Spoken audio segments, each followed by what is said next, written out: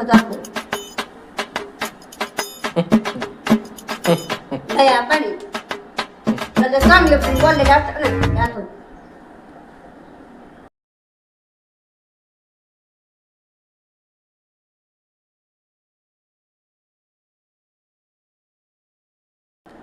ज्या बाईच्या मुलगाकडे नाही दहा मिनिट आहे तीच बाई करायला करतात पुण्याला जवळ घाबरतात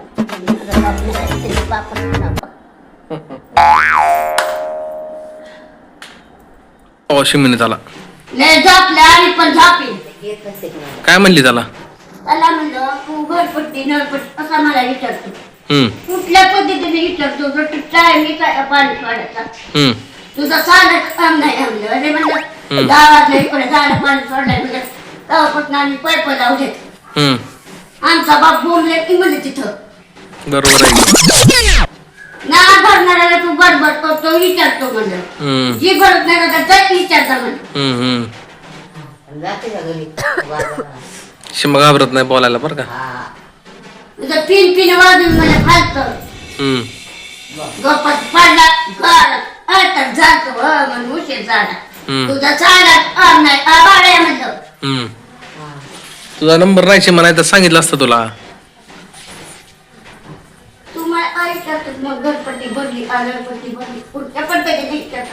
बरोबर आहे की शिमाला कशाला विचारायचं त्यांना घरपट्टी भरली का म्हणून ते बरंच नाही ते आरडून काल सांगून गेला की त्याला दे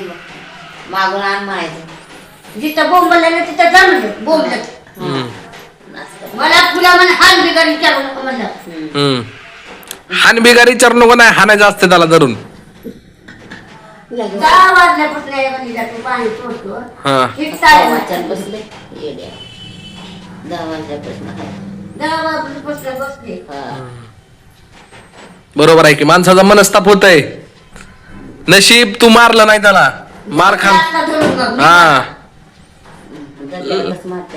दत्ताला मारते म्हणल्यावरती काय उठलून पटकी झापाड्याला नवऱ्याला हाणायला घेतलं त्याला कोणत्या भाड्याला भीती नवऱ्याला बाहेरचं काम केलं नसशील पाणी सोडलं नाही म्हणून त्यांनी बसली मी हाय का बघ त्याला नाहीतर काठी घेऊन जाताना एक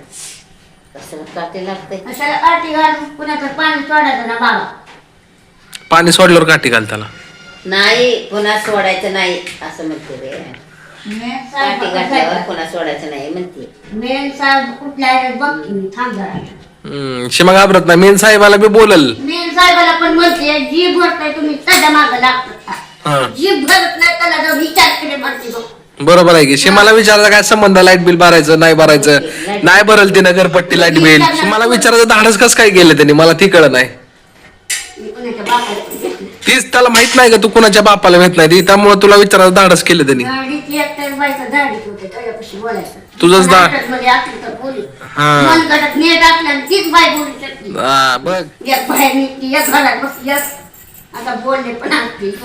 जाऊ दे बोलू नको लय मनस्ताप करू नको शिमा